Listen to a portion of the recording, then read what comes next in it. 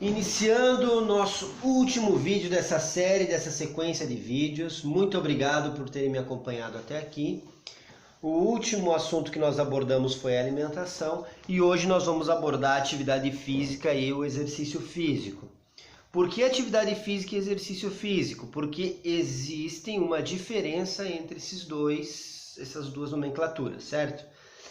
E qual é essa diferença? Vamos lá. A atividade física é qualquer movimento corporal produzido pelo músculo esquelético. Como, por exemplo, você fazer uma caminhada daqui ao supermercado, você fazer uma caminhada daqui ao ponto de ônibus, ou seja, qualquer caminhada que você faça, ou qualquer movimento que você faça para se deslocar de um local para outro. Outro exemplo são as atividades domésticas, limpar a casa, limpar a louça, as atividades de higiene, tomar banho, escovar os dentes, tudo isso produz movimento, ou melhor, tudo que produz movimento é atividade física. Já o exercício físico, ele é um conjunto de atividades físicas que exigem esses movimentos corporais, só que de forma programada, estruturada, sistematizada, progressiva, e que tem como objetivo melhorar algum aspecto do condicionamento físico.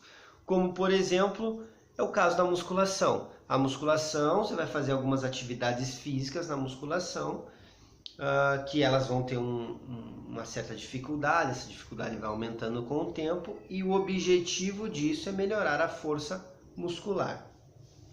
Perfeito? Claro, é importante a gente ter esse conceito em mente agora, quando a gente for falar mais sobre esse assunto. A atividade física ela é dividida em 4 âmbitos, ou seja, tem as atividades físicas que a gente faz no nosso tempo livre, que a gente faz no lazer, tem aquelas atividades físicas que a gente faz no nosso deslocamento, tem as atividades físicas que a gente faz no trabalho e tem aquelas atividades físicas que são atividades domésticas que a gente faz na nossa casa. Aí, sabendo disso, o que acontece? Chega lá um especialista, uma pessoa, e fala assim, olha, você precisa aumentar o seu nível de atividade física. Bom, aí o que a gente associa normalmente, eu preciso ir para uma academia, eu preciso fazer alguma atividade. Sim, é verdade, você precisa aumentar o seu nível de atividade física por meio dos exercícios físicos, porque isso vai te dar um melhor condicionamento físico. Mas quando a gente pensa dessa forma, a gente está pensando em um único âmbito da atividade física, Então você precisa criar estratégias de melhorar o seu nível de atividade física em todos os âmbitos da atividade física, conforme nós vimos anteriormente. E existem sim algumas formas de a gente medir isso, Então observe esse estudo.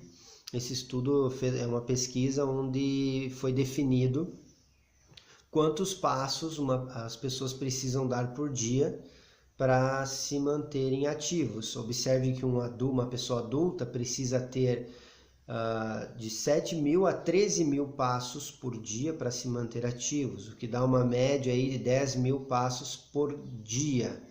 Assim você consegue saber se você é uma pessoa ativa fisicamente ou não. Como a gente mede isso? Existem os pedômetros ou alguns aplicativos do celular que medem isso para você. Mas como isso é uma medida meio inviável, as recomendações de atividade física, de acordo com o Colégio Americano de Medicina do Esporte e algumas outras recomendações, trazem que durante a semana nós precisamos ter ou acumular 150 minutos de exercício aeróbico de intensidade moderada ou 75 minutos de exercício aeróbico de intensidade vigorosa. O que seria isso por dia? Seria 30 minutos de atividades físicas moderadas 5 vezes por semana. Você acumularia esses 150 minutos. E esses 30 minutos de atividade física por dia pode ser dividido em 10 minutos, em sessões de 10 minutos. Por exemplo, de manhã eu fiz 10 minutos de exercício contínuo e caminhada, e de tarde eu fiz mais 10 minutos, e de noite eu fiz mais 10 minutos. Ainda fui para academia e fiz mais tanto tempo de atividade física, né? Então você pode estar mensurando dessa forma. E isso seria 3 vezes por semana, 20 minutos de atividade física mais vigorosa, você acumularia aí os 75 minutos de atividade vigorosa conforme a recomendação. E aí a gente vê como isso repercute na redução do risco de mortalidade. Comparado com uma pessoa sedentária, essas recomendações diminuíram o risco de mortalidade de 27% para 30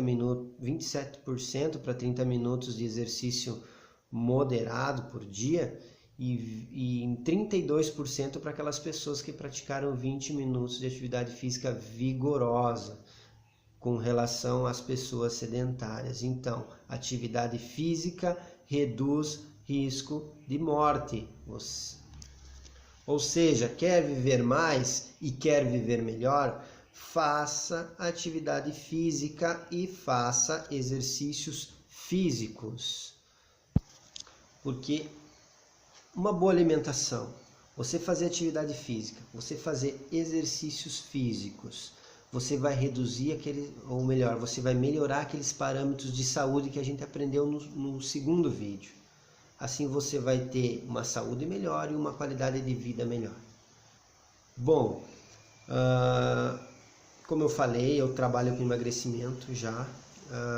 E eu quero apresentar alguns princípios do emagrecimento. Então, se você precisa emagrecer, fique atento a esses princípios agora no final do vídeo, que vai ajudar você a encontrar a solução aí para você melhorar a sua saúde e perder aqueles quilinhos tão indesejáveis e que te atrapalham você e que te incomodam.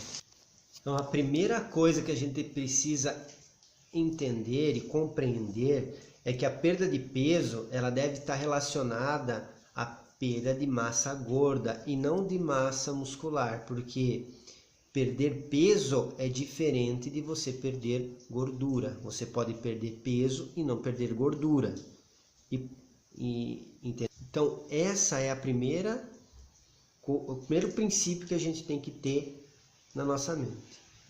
Perder peso não significa que eu perdi gordura. E como eu faço para perder gordura? Primeira coisa é ter uma dieta balanceada. Então, assim, evite essas dietas malucas. Comam melhor, se alimentem bem, comam de tudo, porém de maneira equilibrada, de maneira balanceada, conforme a gente já viu algumas dicas e a nutricionista também já falou para vocês. Então, uma dieta balanceada com uma boa nutrição, ela contém carboidratos, proteínas, gorduras, vitaminas, minerais e água. Se vocês olharem no Guia Alimentar Brasileiro, vocês vão encontrar o que significa cada item desses, vocês vão entender melhor esses componentes aí. Bom, aqui a perda de peso ela tem que ser gradual. Aqui diz que não mais que 1 quilo por semana, mas isso é variável. Pode perder um pouquinho mais que 1 quilo por semana. Existem alguns fatores que interferem nessa perca de peso. E então você pode perder sim um pouquinho mais, mas não vai ser muito mais que 1 quilo por semana, né? Bom, aí existe esse princípio que diz que a ingestão calórica deve ser de pelo menos 1.200 quilocalorias por dia. Ou seja, consumir menos que isso não é saudável, não vai trazer benefício. E o déficit calórico não deve exceder a 1.000 quilocalorias por dia. O que é esse déficit calórico? Tá? Vamos supor que você gaste 3.000 quilocalorias por dia e você consuma menos que isso, ou seja, digamos que 2.500 quilocalorias você consuma. Ou seja, você criou um déficit calórico de 500 quilocalorias. Esse valor aí que você gastou mais do que você consumiu foi 500 quilocalorias. Esse é o seu déficit calórico. Certo? E aí a gente entra nesse princípio aqui, ó. Para perder meio quilo de gordura, é necessário ter um déficit calórico de 3.500 quilocalorias. Então, para você perder aí, digamos que você tem esse déficit aí de 500 quilocalorias por dia, você em 7 dias consegue criar esse déficit de 3.500 quilocalorias e perder meio quilo de gordura. Aí o que a gente vê normalmente é as pessoas aí mostrando que perderam 6, 7 quilos aí em uma semana.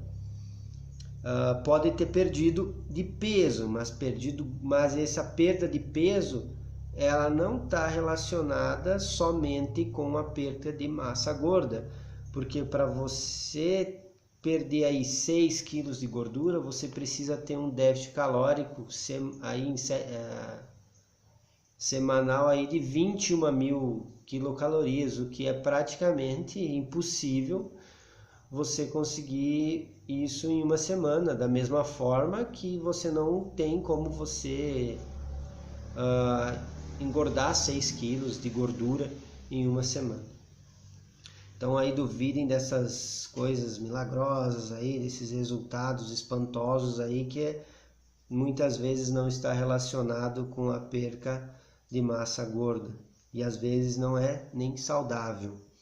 Bom, a velocidade da perda de peso diminui ao longo do tempo, porque as diferenças entre a ingestão e as necessidades calóricas fica menor conforme perdemos peso. Então, nos primeiros meses aí você tem resultados interessantes, depois é necessário algumas estratégias nutricionais aí para que você continue perdendo peso, certo? Pessoal, só para exemplificar aqui, ó, ter uma noção o que é 1 quilo de músculo, o que é 1 quilo de gordura, as diferenças de volume entre eles, certo? E nessa próxima lâmina aqui eu deixo meus contatos para vocês. Fiquem à vontade para tirarem dúvidas. Se quiserem conhecer algum de nossos grupos de emagrecimento, estamos à disposição em atendê-los. Lá vocês encontrarão um trabalho multiprofissional com nutricionista, educador físico, fisioterapeutas, psicólogos. A gente tem toda uma equipe aí trabalhando para você ter resultado, tá? Então entre em contato, quiser saber mais sobre os grupos, se quiser tirar alguma dúvida sobre o que foi passado aqui para vocês, estou à disposição. Um grande abraço.